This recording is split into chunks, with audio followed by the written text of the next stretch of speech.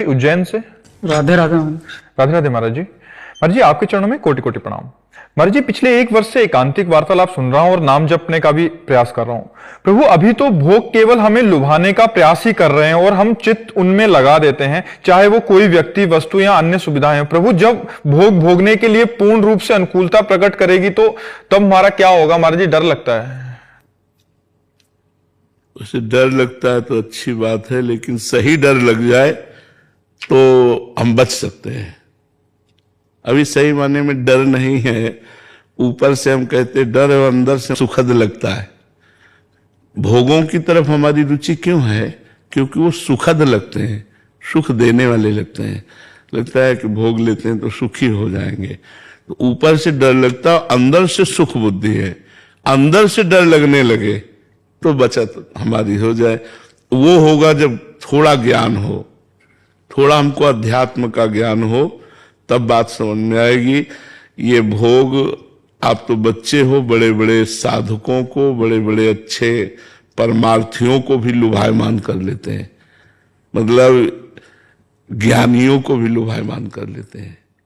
आप तो अभी बालक ही हो। ज्ञानिनाम अपि चेतांसि देवी भगवती हिसा बलादा कृष्ण मोहाय महामाया प्रेक्षति। बड़े बड़े ज्ञानियों के चित्त को बलात् अपहरण करके मोह में डाल देना, ये महामाया की सामर्थ्य है, कुछ छोटी मोटी। पर यदि हम दैन्य भाव से भगवान का आश्रय लेकर नाम जप करते हुए चले तो हम बच सकते हैं।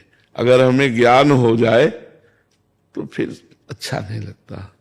भोगों में सुख नहीं है, सुखाकर्षण है, सुख नहीं। जैसे हम जो चिंतन में सोचते हैं ना कि यार ऐसे से ऐसा ऐसा खाएंगे, ऐसे से ऐसा, वो जब हम खा रहे होते हैं तो वो सुख नहीं मिलता।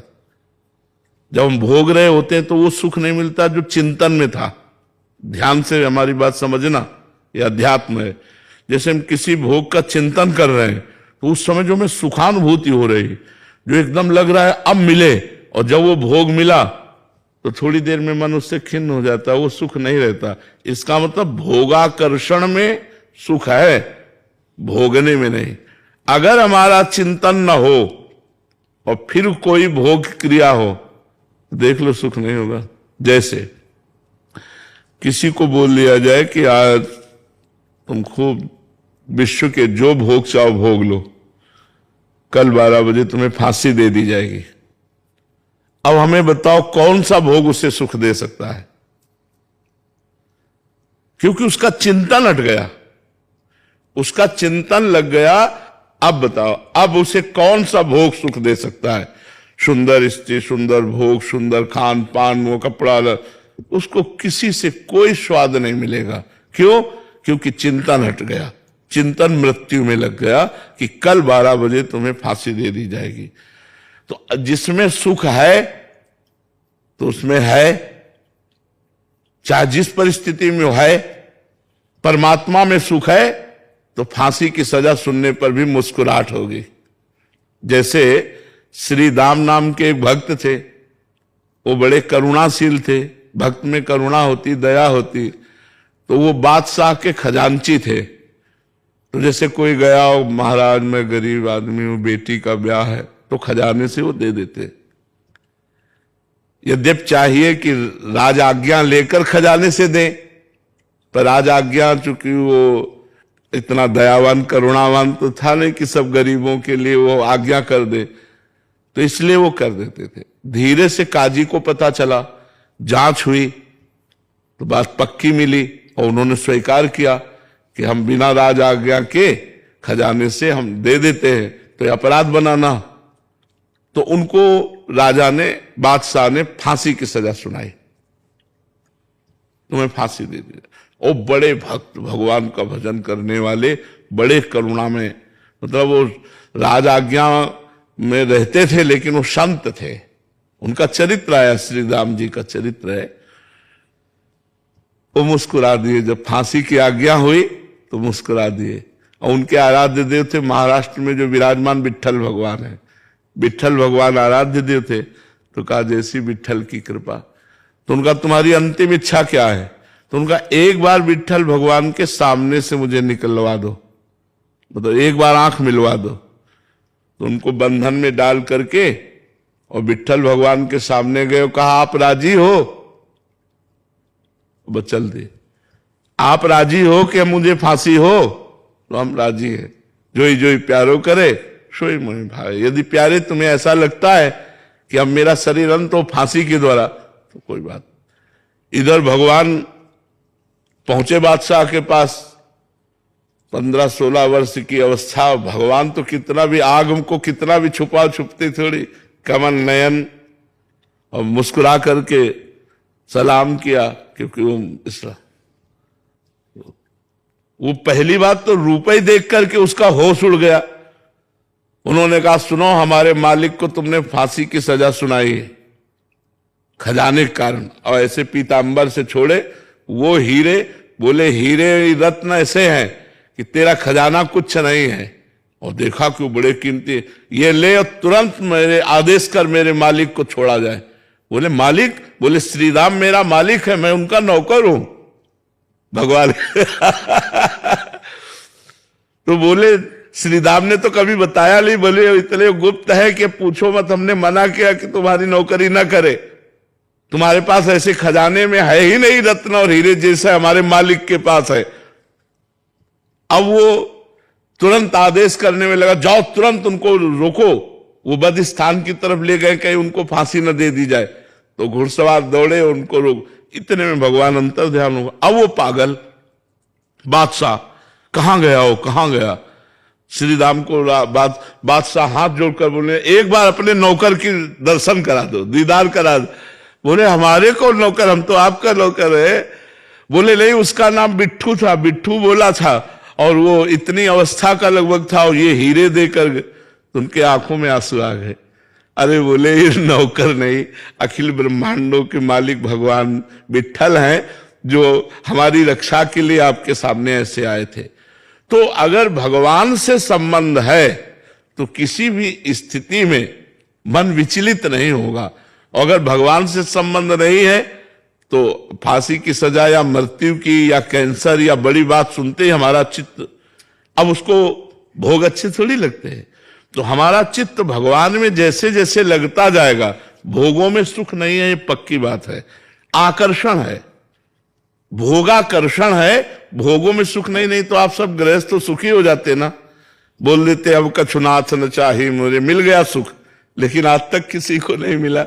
वही भोगने की लालसा, वही फिर खाने की लालसा, देखने की लालसा, सुनने की, ये इंद्रियों के शब्द स्पर्श रूप रस गंध जो है ना, ये आकर्षण मात्र है, इनमें कोई सार बात नहीं। सार बात भगवान में है। मन सब कुछ प्राप्त करके भी एक अशांत रहता है, एक कुछ खोज करता है सुख की। मन में वो प्रसन्नता नहीं, क्योंकि वो प्रसन्नता तभी पूरी होगी जब भगवान से हम जुड़ेंगे। तो हमारा चित्त भगवान में लगे, ऐसा प्रयास करो तो भोगों से मन हट जाएगा। द्वैता भेषी जी, राधे राधे महाराज जी। महाराज जी, ईश्वर स्मरण नाम भजन से अत्यंत रुदन शुरू हो जाता है, एक तड़प सी होती है, असह्य रुदन चालू ही रहता है। रुदन को नियंत्रित करने के लिए नियम से 11 बार दुर्गा सप्तशती शुरू किया है महाराज जी। बट महाराज जी, इसमें कैसे मन अशांत हो जाता है, फिर ईश्वर प्राप्ति का मार्ग ऐसे? ये बात सही नहीं है, बिल्कुल सही नहीं है, क्योंकि हम उसी मार्ग के प्रतीक हैं। मन अशांत हो जाता है रुदन करने पर। भगवान के नाम पर, भगवान के चिंतन पर जब रुदन आएगा ना, तो मन नाच पड़ेगा, आनंद में डूब जाए। नहीं, शब्दों का सारा खेल है। बातें हाथी पाइयो, बातें हाथी पाओ। बात में हाथी इनाम में मिल जाएगा, बात में ही हाथी के पैर के नीचे कुचला दिए जाओगे। मन अशांत हो जाता है, ये शब्द पाठ करते करते मन अशांत हो जाता है। दुर्गा सप्तशती किस बात के लिए? मन अलग अलग विचारों से भर जाता। तो कहां भगवान में प्रेम है? जब प्रेम हो जाएगा भगवान में, तो यही तो होता है ना कि हमारी बात समझो। अध्यात्म का प्रश्न है, अध्यात्म के उत्तर हैं, तो थोड़ा कड़ुए लग सकते हैं। हमें हर समय रुदन होता है भगवान के नाम का चिंतन करके, और हमारे विचारों में परिवर्तन होता है, और हमारा मन अशांत रहता है। दोनों बिल्कुल विपरीत से अभी नाम जप करो, डट के नाम जप करो और एक मार्ग पकड़ो, एक मार्ग कोई पकड़ो। हम कह रहे मां को पकड़ो तो मां को पकड़ो, प्रभु को पकड़ो तो प्रभु, एक को पकड़ो और चलती रहो। और जो अनुभूतियां उन्हें गुप्त रखो, तो आगे आप अध्यात्म में, नहीं तो कोई स्थिति थोड़ी है। जब रोना आता है ना भगवान के लिए, रोम रोम पुलकित हो जाता है, मन एकदम आनंद से उन्मत्त हो जाता है। उस दशा को कैसे वर्णन करें? वो कोई साधारण दशा है? गदगद सुर नैना सजल दंपति रस रहे भीन, व्रत वृंदा विपिन में फिरे प्रेम तल्लीन। जब वो केवल आह भर करके पुकार सकता है और कुछ नहीं बोल सकता, राधा हा प्रियाजू हा कृष्ण हा प्रीतम, बस अशांत। अरे उसको छू ले तो अशांत शांत हो जाए, उसको देख ले तो अशांत शांत हो जाए, इतना वो शांति का स्वरूप हो जाता है जो भगवान के प्रेम में। इसलिए नाम जप करो, शास्त्रों का स्वाध्याय करो, गंभीर रहो, कोई दंभ ना आने पावे। दंभ माने होता दिखावा, कोई दिखावा ना आने पावे तो आपकी भक्ति सही रास्ते में चल पाएगी। अगर भक्ति को दंभ रूपी रोग हो गया तो फिर नष्ट हो जाएगी। दिखावा नहीं होना चाहिए, ये अंतर की गुप्त वस्तु है। अगर हम बनावटी ही रोएं तो भगवान उसे सही मान लेते हैं। एकांत में रोएं, प्रभु हम तब प्रेम के आंसू हैं कि नहीं मुझे पता नहीं, लेकिन आपके लिए हैं। अगर हम बनावटी भी एकांत में रोएं तो भगवान उसे सच्ची मान लेते हैं और कभी हमें सच्चा प्रेम दे देंगे। लेकिन हम ये दिखावा करें कि हम प्रभु के लिए रोते हैं तो फिर बिगड़ जाएगी, फिर भक्ति नहीं आएगी, नाटक रह जाएगा। रश्मि राजपूत जी और अय्या, राधे राधे। राधे राधे महाराज जी। महाराज जी, मैंने आपके श्रीमुख से एक सत्संग में ये सुना था कि साधक को किसी से पैर नहीं छुआने चाहिए, पुण्य नष्ट हो जाते हैं। गुरुदेव, मैं एक शिक्षिका हूं, जैसे कि मैं विद्यालय जाती हूं, सभी बच्चे आकर पैर छू लेते हैं। मेरा मना करने के बाद भी कि मैं बोलती हूँ राधे राधे बोलो, बस यही प्रभु की इच्छा है। पर महाराज जी, ऐसी स्थिति में जब वो पैर छू लेते तो मेरा पुण्य नष्ट होगा? नहीं, नेत्रों से तुम उन्हें प्रणाम कर लो। जैसे कोई आके बच्चा पैर छूता है तो तुरंत, हे भगवान आप इस रूप में हो, अच्छा राधे राधे, ठीक है। ऊपर से हम भले सांसारिक व्यवहार करें, लेकिन अंदर से हमें भागवतिक रहना चाहिए कि इन सब बच्चों के रूप में भगवान ही है। हमें सेवा दी है पढ़ाने की, मेरे भगवान ही है, ऐसी भावना रखनी चाहिए। जैसे कोई आके पैर छू लेता है या साष्टांग दंडवत करता है या नमस्कार करता है तो अपने लोग पहले उसे नमस्कार कर लेते हैं। आप आ ही रहे हो, हम पहले मानसिक नमस्कार कर लिया, अब आपका जो मन है, चाहे साष्टांग करो चाहे पंचांग करो, कोई तो जैसे बच्चा आ रहा है तो पहले आप मानसिक प्रणाम करो कि इसमें भगवान विराजमान है, तो आपका पुण्य नष्ट नहीं होगा। ध्याना सोनी जी, राधे राधे महाराज जी। महाराज जी, कोटि कोटि प्रणाम। महाराज जी, गीता जी में कहा है कि कर्म करो पर फल की चिंता ना करो, परंतु महाराज जी हम विद्यार्थी काल में हमारा लक्ष्य अच्छे मार्क्स लाना है ऐसा रहता है, तो फल के बिना कैसे हम कर्म? वो बड़ी ऊंची बात है। तो अभी तुम जैसा भाव कर रहे हो ऐसा ही करो। किसका प्रश्न है? ऐसा ही करो कि मैं अच्छी पढ़ाई पढ़ूं और मैं अच्छे नंबर लाऊं, मैं ग्रेजुएट बनूं, ऐसी भावना करो। अभी वो अध्यात्म की ऊंचाई की बात है कि कर्म बंधन से मुक्त होने का उपाय क्या है? कर्म करो और फल की आशा न रखो। अभी आप कोई अध्यात्म में थोड़ी चल रहे हैं, अभी बच्चे हो। अगर फल की आशा नहीं रखोगे तुम तो तुम्हारी रुचि नहीं होगी पढ़ाई में। समझो, जब हम फल की आशा करते हैं तो हमारी रुचि ज्यादा बढ़ जाती है। हम आशा करते हैं कि हमारे व्यापार में अच्छा लाभ हो, और अगर हम आशा ना करें तो इतना प्रयत्न व्यापार में क्यों करें? आप समझना। तो एक स्थिति आएगी जब आप इन सब बातों को प्राप्त करने के बाद भी अशांत होगे, तब आप प्रश्न करोगे कि अब मैं क्या करूं, क्योंकि अच्छी नौकरी है, रुपया भी मिलता है, परिवार भी सब है, फिर भी मेरा मन व्याकुल है। तब आपको अध्यात्म का रास्ता मिलेगा। अध्यात्म में ये बात है कि कर्म करो, फल की आशा मत रखो। सुख दुखे समय कृत्वा लाभा लाभो जया जयो। आपने कर्म किया, परिणाम में सुख मिला या दुख मिला, लाभ मिली या हानि मिली, जय हुई या पराजय हुई, इसकी चिंता मत करो। ये एक बहुत अच्छे साधक की बात है। अब कोई खिलाड़ी से कह दे कि तुम विजय की आशा मत करो, तो भाई वो विजय की आशा से ही खेल उत्साहपूर्वक खेल पाएगा। बात समझना हमारी। एक किसान से कहो कि वो पहले ही आशा करता है कि मैं फसल बोऊंगा तो इसमें 1 मन गेहूं लगेगा बीज में, तो 40 मन बाद में होगा। वो आशा करके पसीना चुआता है, मेहनत करता है। तो ये जो प्रारंभिक कर्म है, ये आशा से ही पूर्ण होने की भावना हमारे अंदर कर्म में प्रवृत्त करती है। कोई भी बिना आशा के कर्म कहां करता है संसार में? आशा तो हो जाती है ना, मैं ये करूंगा तो लगभग इतनी प्रॉफिट हो जाएगी, उसके फल की आशा करके ही वो कर्म में प्रवृत्त होता है। अब वो जब कर्म का फल दुख आया तो विचलित हो जाता है। हर बार थोड़ी कि आप विजयी ही होते रहोगे, कभी कभी पराजय भी आती है। तो भगवान इसलिए कह रहे हैं कि तुम समान भाव बना रहे तुम्हारा, तुम दुख सुख से लिप्त ना हो, इसलिए तुम फल की आशा मत करो। पर वो ऊंची बात है। अभी बच्चे हो तुम, खूब अच्छी आशा करो कि मैं ग्रेजुएट हूं, मैं अच्छे नंबर से पास हूं, मैं अमुक डिग्री प्राप्त करके अमुक नौकरी करूं। आशा रखो, जिससे तुम्हारे प्रयत्न में उत्साह रहेगा, तुम्हें कर्म करने में उत्साह रहेगा। वो तो योग है। अभी तो आप संसार के बच्चे हो, नाम जप करते रहो और खूब अच्छी पढ़ाई। हर व्यक्ति चाहता है, जैसे भजन करने वाला, मैं अच्छा भजन करूं, भगवान का अच्छा भक्त बन जाऊं, भगवान के चरणों का मुझे प्रेम प्राप्त हो, ऐसी आशा तो करता है ना। लेकिन भजन का जब एक फल उत्पन्न होगा हृदय में, तो सब आशाएं शांत हो जाती हैं। मिले भगवान न मिले, दुख मिले सुख मिले, गति हो दुर्गति हो, इन सब बातों से मन हटकर शांत भजन में भगवदाकार हो जाता है। वो स्थितियां है। अभी तुम ऐसा जैसा भाव है वैसे चलो और नाम जप करते रहो। राधा राधा जो तुम्हें प्रवीण बनाएगा, तुम्हारी बुद्धि को शुद्ध करेगा, लौकिक पारलौकिक सुख प्रदान करने में समर्थ है राधा नाम, इसलिए राधा राधा जपते रहो। हर्ष कुमार राणा जी गुजरात से। श्री हरिवंश महाराज जी, आपके चरणों में कोटि कोटि प्रणाम। महाराज जी, पिछले 2 सालों से आपके द्वारा बताए गए मार्ग पर चलने का प्रयास कर रहा हूं।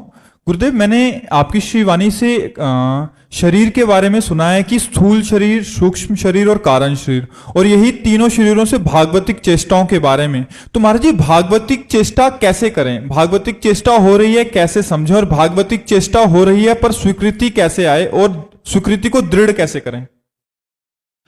भागवतिक चेष्टा का तात्पर्य होता है तस्मात् शास्त्रम प्रमाणम ते कार्या अकार्यो व्यवस्थितो।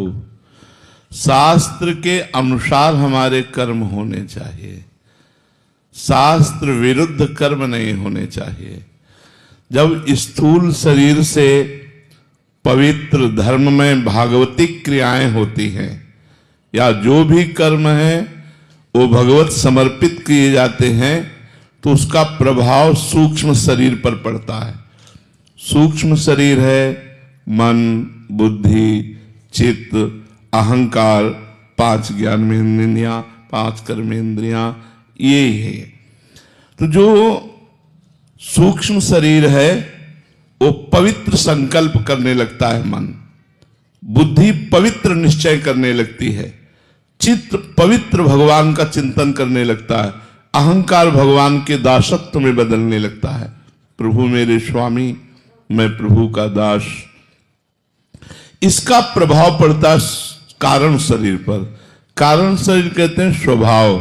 जैसे हमारे यहाँ श्री सेवक जी महाराज कहते हैं, यह जो पर्यो मोहि सहज स्वभाव, श्री हरिवंशम नाम रस चाओ, नाव सुदृढ़ भव तरन को। बोले मेरा ये स्वभाव पड़ गया है कि निरंतर श्री हरिवंश श्री हरिवंश श्री हरिवंश ये नाम हमारे चलता रहता है। स्वभाव, कारण शरीर स्वभाव। श्रुतौ राधिका कीर्तिरंता स्वभावे, हमारा स्वभाव बन गया है प्रिया प्रीतम की चर्चा सुनने का। श्रुतौ राधिका कीर्तिरंता स्वभावे, हमारा स्वभाव बन गया है प्रिया प्रीतम के जस का कीर्तन करने का। तो जब स्थूल शरीर से कोई पवित्र क्रियाएं, धर्म में भागवतिक क्रियाएं करता है, तो उसका सूक्ष्म शरीर पवित्र होता है। जब सूक्ष्म शरीर पवित्र होता है तो उसका स्वभाव बदल जाता है। जो स्वभाव भोगी था वो योगी हो जाता है, जो प्रपंची था वो भगवत स्वरूप हो जाता है। तीनों बदल गए, स्थूल, सूक्ष्म और कारण। और जहां तीनों पवित्र हुए, तो जैसे साफ दर्पण में अपना प्रतिबिंब साफ दिखाई देता है, ऐसे स्वच्छ अंतःकरण में, पवित्र बुद्धि में ज्ञान का प्रादुर्भाव होता है और वो अपने स्वरूप को देखता है कि मैं इन तीनों शरीरों से अलग हूं, स्थूल, सूक्ष्म और कारण, और वो जीवन मुक्त महापुरुष हो जाता है। इन्हीं शरीरों के राग के कारण हमारी दुर्गति होती है, क्योंकि कर्ता भाव होने के कारण जो हम कर्म करते हैं उसके अनुसार फिर जन्म होता है, फिर कर्म करते हैं, फिर जन्म होता है, बार बार जन्म, बार बार मरण, बार बार मां के गर्भ में जाना, ये हमारा चलता रहता है तब तक जब तक तीनों शरीर पवित्र नहीं होंगे। स्थूल, सूक्ष्म और कारण तीनों का राग नहीं त्याग देते, तब तक हमारा ये आवागमन चलता रहेगा। तो चाहे भक्ति के द्वारा, चाहे ज्ञान के द्वारा, तीनों शरीरों को पवित्र करना और तीनों शरीरों का राग त्याग देना, तब वो मोक्ष या प्रेम को प्राप्त होता है। अगर शरीर से प्रेम बना रहे, आसक्ति बनी रहे, तो भक्ति रंग नहीं लाई। भक्ति जब रंग लाती है तो देह कुटुंब ते जाए छूट सब ही विधि नातो। शरीर से राग उसका खत्म हो जाता है। शरीर सुख में है या दुख में, उसके भगवत चिंतन पर कोई फर्क नहीं पड़ता। और यदि शरीर में राग है तो दुख पड़ते ही भगवान का विस्मरण होने लगता है, वो पीड़ा, वो चिंता, वो शोक ग्रसित हो जाता है। इसलिए तीनों शरीरों का राग भगवान की कृपा से नष्ट होता है। साधन हम करते हैं, कृपा भगवान करते हैं। केवल साधन से ही नहीं होता, इसमें मुख्यतः महत कृपा होती है। मुख्यस्तु महत कृपा ही हो, महापुरुषों की कृपा, भगवान की कृपा, तो हमारे शरीरों का राग नष्ट हो जाए और भगवान से प्रेम हो जाए या आत्मस्वरूप का बोध हो जाए। आप समझ पाए? मनोज जी, मर्जी भागवत जी में एकादश स्कंद में लिखा है कि हे उद्धव, तुम ज्ञान के सहित अपने स्वरूप को जान लो और ज्ञान विज्ञान से संपन्न होकर भक्ति भाव से मेरा भजन करो। मर्जी यहां कौन से ज्ञान विज्ञान को जानने की बात कह रहे हैं? देखो, भगवान का जो ये रचनात्मक स्वरूप संसार है, ये भी भगवत स्वरूप ही है। मूल बात समझो, ये जो रचनात्मक संसार आप देख रहे हैं, जड़ चैतन्य,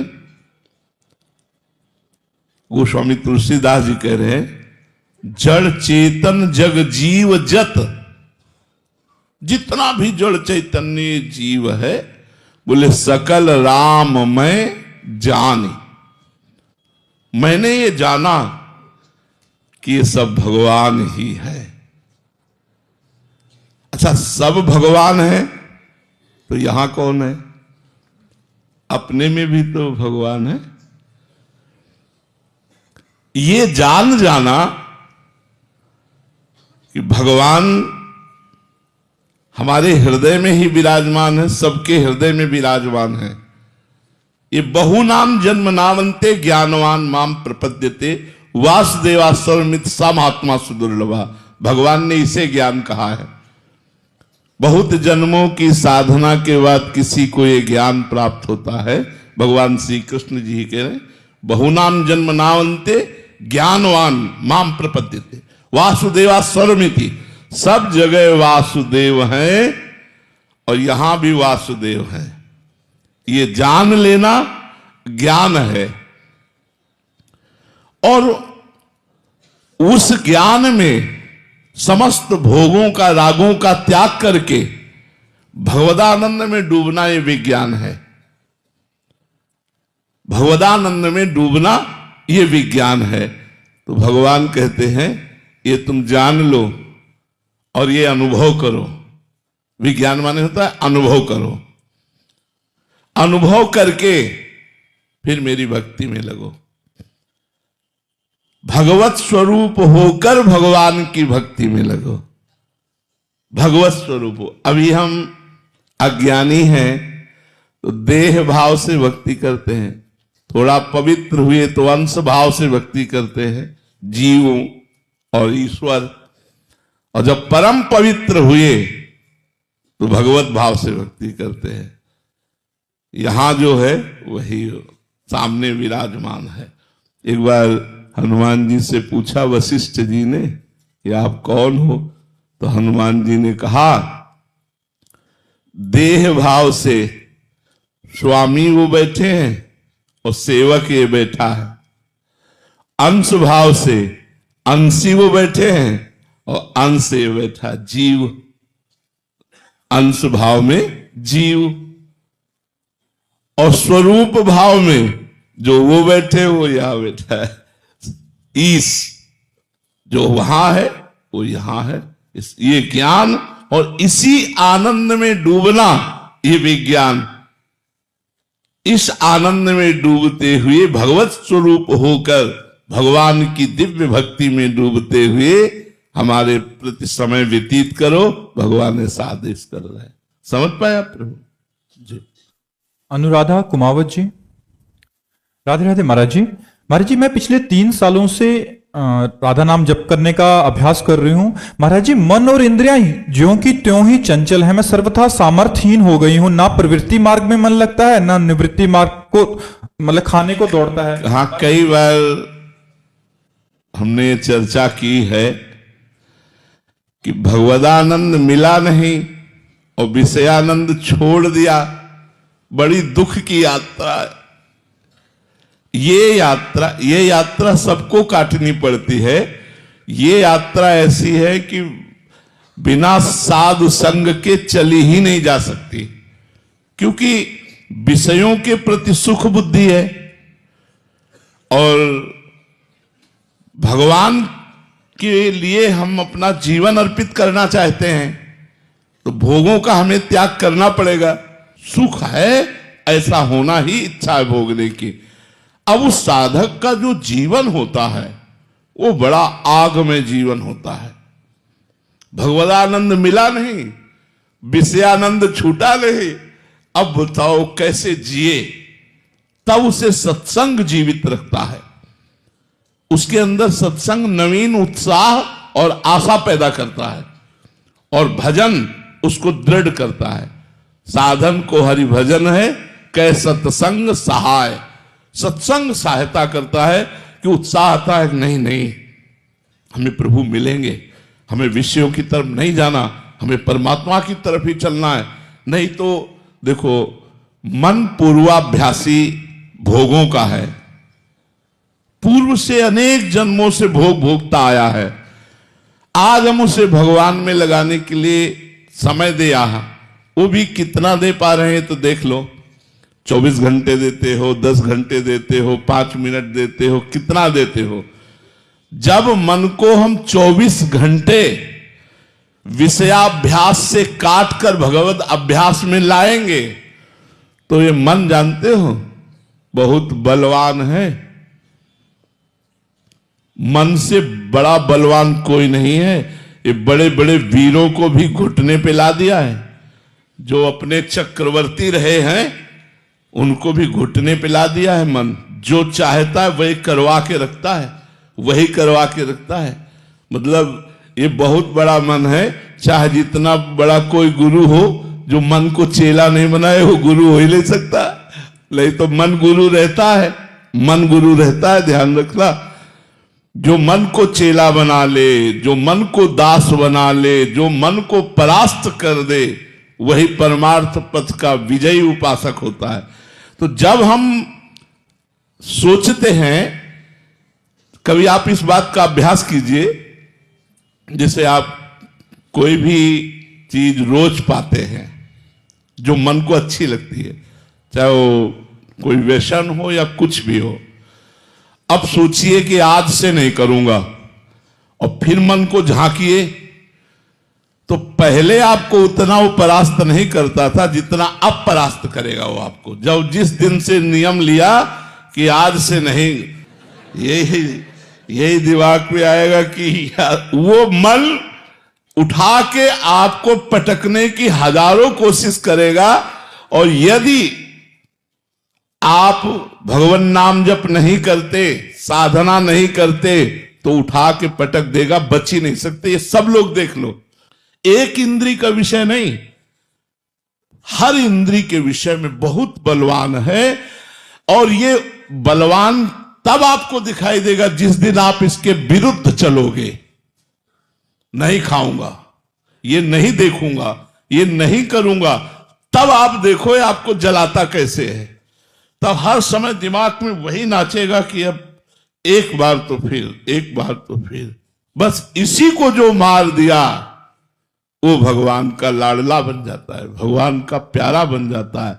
मन मार्या तन बस में कीन्हा, हुआ भरम सब दूर, बाहर से कछ दिखत नाही, अंदर चमके नूर। आपो त्याग जगत में बैठे, नहीं किसी से काम, उनमें तो कछु अंतर नाही, संत कहो चाहे राम।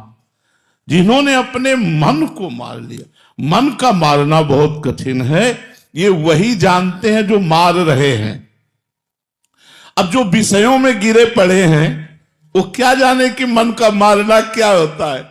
बात यह है कि जब हमारा मन चाह रहा है और हम उसे ना दें और वो वस्तु समीप हो, खास बात, समोसा चटनी रखा है और मन कह रहा पा लो, और आप कहो नहीं पाएंगे। अब आप देखो तो चमत्कार उसका मन का, अगर यहां दिमाग में समोसा न भर दे तो बता देना वो दिमाग में भर जाएगा कि अब खा लो तभी शांति होगी। ऐसे हठीले मन को भगवान के नाम जप के द्वारा ही रोका जा सकता है, दूसरा कोई उपाय नहीं। ये ऐसा हठीला, पूछो मत, पूछो मत। पूरा विश्व इसी के नचाए नाच रहा है, इस मन के नचाए। भगवदाकार मन जीवन मुक्त और विषयाकार मन बंधन। बंधन और मोक्ष मन का है। तो हमें चाहिए कि नाम जब श्रद्धा पूर्वक करें। श्रद्धा किस बात की? कि चाहे जीवन में भगवान न मिले, चाहे जीवन में हमें कोई सुख न मिले, लेकिन नाम जप नहीं छोड़ूंगा, वो तो पार हो सकता है। और जो हुआ कि 3 साल हुए जब करते, अभी सिद्ध हुए कि नहीं, मन मालंग, तो भूल जाओ, मार्ग छूट जाएगा।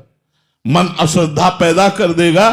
तुम 3 साल की बात करते हो, हम 30 वर्ष की बात करें कि 30 वर्ष हो गए और भी मन को संभाल नहीं पाए। मन वैसे ही जब उछाल मारता है, मीरा जी कहती है गिरधर ये मतवाला हाथी मन कोई भी जंजीर नहीं मान रहा, हर जंजीर तोड़ देता है। गोस्वामी जी, तुलसीदास जी कहते हरिजू मेरो मन हठ न तजय।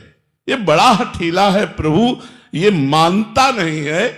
और तो आखिरी में वो कहते हैं हौ हार्यो कर जतन विविध विधि, अतिशय प्रबल अजय, तुलसीदास बस होए तबे जब प्रभु पेरक बरजय। मैं हार गया यतन करके नाथ, मेरे से वश में नहीं हुआ, अब आप कृपा करो, आप रोक दो इस मन को। ये बहुत जोर की बात, आप रोक दो, ये मन शांत हो जाएगा, क्योंकि इसकी डोरी आपके हाथ में है। तो हम भगवान का आश्रय लेकर नाम जप करें और ऊबे नहीं। और मन जिस चीज के लिए हट कर ले, उस चीज पर विचार करो कि ये धर्ममय या अधर्ममय। अगर अधर्ममय है तो ना ना ना, और धर्ममय है तो फिर कर देना। अब जैसे वो कह रहा है कि आज हमको अमुक चीज पानी है, वो पाने लायक है, तो फिर आप व्यवस्था करो, उसको थोड़ा अपने पक्ष में करो। एकदम आप ना खींच जाओ, इतने बड़े वीर नहीं हो, गिरा देगा, पक्का गिरा देगा। हम लोग खूब इसका अनुभव किए हुए हैं। इसको पक्ष में भी लेना पड़ेगा। जैसे जंगली जानवर हो तो उसे डंडे का भी भय और खवाने का भी है, दोनों बात रहे। उसको प्यार भी दो और उसको भय भी दो। तो भय अधर्म के लिए और प्यार धर्म के लिए। वो कहता है आज ये हम खाएंगे, ये पिएंगे, और वो धर्ममय है, तो कोशिश करो, यदि आपके पास व्यवस्था है तो उसे खवा पिला दो। अगर धर्म के विरुद्ध है फिर नहीं, फिर तो ना ना ना, कुछ भी करे तो वो क्या करेगा, वो जलाएगा हमारे हृदय को, और उस जलन को जो सह गया वही भगवत प्राप्त हो जाता है। यम ही न व्यथ्यंते ते पुरुषम पुरुषर्षभ सम दुखा सुखा धीरम स्वमृतत्वाय कल्पते। जो मन के द्वारा दी हुई जलन से व्यथित होकर परास्त नहीं होता, सुख दुख में समान भाव रखने वाला महात्मा अमृत पद का अधिकारी होता है। महात्मा शब्द सबके लिए है, वो चाहे किसी कपड़े में हो, यदि वो धैर्यवान और भगवान का निज जन भजन करने वाला है, वो महात्मा ही हो, चाहे गृहस्थ हो चाहे विरक्त हो। महाराज जी, एक साधक कह रहे थे कि जैसे आप बोलते हैं कि 25-25 साल हो जाते हैं, मन को काबू करना बड़ा कठिन है, भगवत कृपा हो तो एक वो है। तो महाराज जी कह रहे हैं कि कभी कभी एकदम उत्साह रहित हो जाता है मन की, मतलब कि 25 साल हो गए इन महापुरुषों को, तो फिर बिल्कुल उत्साह रहित हो जाता है, पर भगवान फिर कृपा करते हैं और सहयोग करते हैं। कभी कभी मन एकदम निराशा पैदा कर देता है, बताया नहीं कि भगवान तो मिले नहीं, और विषयानंद सामने दिखाई दे रहा है भोगने के लिए, और मन लालायित है पर भोग नहीं रहा क्योंकि भगवान के मार्ग में चलना है। तो उस साधक के ऊपर भगवान विशेष कृपा करते हैं। जहां वो लड़खड़ाने लगता है तहां कृपा करके संभालते हैं और फिर अपना आकर्षण देते हैं, क्योंकि ये मार्ग प्रारंभ भी भगवान से होता है और मध्य भी भगवान में है और अंत भी भगवान से ही होता है। साधक की कोई सामर्थ्य नहीं, उसका साधन भी भगवान है और उसके साध्य भी भगवान है। तो जब कभी निराशा छाई, निराशा का अंधेरा छाया जीवन में, तो प्रकाश का पुंज बन करके वो आए और कोई ऐसी बात करी, कोई ऐसी झांकी दिखाई, कोई ऐसी घटना घटाई, अरे मेरे प्रभु, अरे मेरे दीन बंधु, फिर मन भाग पड़ा भगवान की तरफ। ऐसे चला जाता है और वो भगवान पकड़ कर चलाते हैं। आप निश्चित समझो, जिस समय साधक जलता है तो एक एक सेकंड का हिसाब भगवान देते हैं उसके, फिर इतना आनंद देते हैं कि नाच पड़ता है और कहता है पायो जी पायो, मैंने राम रतन धन पायो। नाच नाच करके मीरा जी कहती है कि वस्तु अमूलक दी मेरे सतगुरु, सदगुरु ने अमूल्य वस्तु दे दी, भगवान का नाम। इतना परमानंद मिलता है, जीव कृतकृत्य हो जाता है। इसलिए थोड़ी ये जलन तो बर्दाश्त करनी पड़ेगी। एक दिन यहां एकांतिक में कह रहे थे, संसार का मार्ग तो जलन जलनमय ही है, भगवत मार्ग थोड़ी देर के लिए जलन सह जाओ फिर निकल जाओगे। ये थोड़ा रास्ता जो जब तक भोगाकर्षण भस्म नहीं हो जाता तब तक आपको जलन। अब कितना भजन आप करते हैं देखना है, अगर आप 24 घंटे भजन कर रहे हैं, तन्मयता धारण कर रहे हैं, तो महीनों में हो सकता है। आप थोड़ा भजन किए, विषय सेवन किए, तो वर्षों लग सकते हैं, जन्म लग सकता है, कई जन्म लग सकते हैं। ये बहुत बड़ी यात्रा है। देखो, अगर 3 वर्ष में 3 सेकंड भी नाम में लग गया तो आपने बहुत बड़ी विजय हासिल कर ली। अनंत जन्मों का बिगड़ा हुआ मन 3 मिनट 3 सेकंड यदि भगवान में लगने लगा तो आपने विजय हासिल कर ली। मतलब दवा काम कर रही है। रोग में 3% अगर हमारा सुधार हुआ तो हमें चिंता नहीं करनी चाहिए, वो पूरा 100% सुधार कर देगा। और देखो, लग तो गया है यार। जितने लोग बैठे हो, अगर आपने 10 मिनट का नियम लिया है नाम जप का, और उस 10 मिनट में कोई आ जाए और आपको डिस्टर्ब करे, तो आपका मन ही कह देगा, मतलब 10 मिनट राजी हो गया। अगर धीरे धीरे इससे हम समय बढ़ाते जाएं और 24 घंटा तो चलते फिरते, उठते बैठते, खाते पीते, सोते जागते, हर समय नाम जप, अरे फिर क्या कहना है। माया पर विजय प्राप्त हो गई, भगवान का साक्षात्कार। जैसे जैसे नाम पाप नष्ट करता है, वैसे वैसे मंगलमय भगवान की झांकी सामने आने लगती है और देख देख कर साधक पुलकित होता है, आनंदित रहता है। फिर आगे का मार्ग तो इतना आकर्षण में है कि दौड़ पड़ता है साधक पर। इतना मार्ग जो है वो बहुत खतरे का है, ये बिना गुरु कृपा और संत संग के नहीं चला जा सकता। महाराज जी, आप 2 प्रकार के सिद्धांत बताते हैं। एक है जो साधक साधन करके परिपक्व होता है उसका, और एक कहते हैं कि आपकी खिलाड़ी के हाथ का गेंद बन जाओ। तो ये भी एक सिद्धांत की उनके हाथ का, तो वो गिरेगा भी तो इतनी जोर से थपक लगाए। हाँ, तो साधक ही तो खिलाड़ी का खेल का गेंद है, साधना ही तो वो गेंद है। मान लो साधन से वो भ्रष्ट हो गया, गिर गया, तो फिर भगवान उसको गिरा थोड़ी रहने देंगे, थपक मारी और लक्ष्य तक पहुंचा दिया। ये तो बड़े बड़ों के जीवन में आता है। देखो, जो दौड़ता है वही गिरता है, जो गिरा पड़ा है वो क्या गिरेगा? जो साधना में चल रहा है वही तो भ्रष्ट माने होता खिसकना, फिसल जाना। फिसलेगा तो वही जो दौड़ रहा है ना, तो उसको इनाम मिलता है, कोई ऐसा थोड़ी कि दंड मिलता है। जो कुश्ती लड़ते हैं तो मान लो 5,000 की कुश्ती, तो 5,000 रुपया जीतने वाले को मिले, लेकिन 2500 उसको भी मिलेगा। जो हारा है 2500 उसको भी देते हैं, उसका भी। तो इस मार्ग में अगर हार भी गए तो विजय ही होगी, तो लाभ ही होगा, हानि तो होनी ही नहीं है भगवत मार्ग में। श्री हरिवंश महाराज जी, महाराज जी, मेरे घर में मेरे बुजुर्गों ने अपना कुछ अर्थ संभाल कर रखने को मेरे को दिया था 15 वर्ष पूर्व, लेकिन 10 वर्ष पहले ही वे शरीर छोड़कर चले गए। तब से उनका अर्थ मेरे पास सुरक्षित है, इसकी जानकारी किसी को नहीं है। मैं इसका उपयोग कैसे और कहां करूं जिसका उनको पूर्ण लाभ हो? वैसे धर्मार्थ कर दो तो बहुत अच्छा रहेगा। जैसे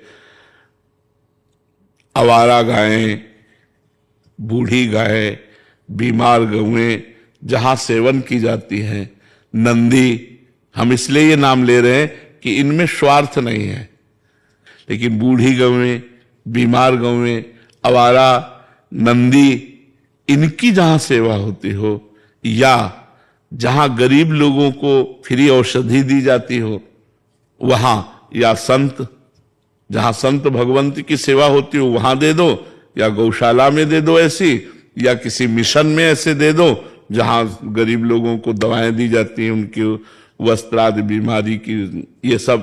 तो ऐसी जगह लगा दो तो तुम्हारे जिन्होंने धन दिया है उनका कल्याण हो जाएगा, उनका मंगल हो जाएगा। ठीक है।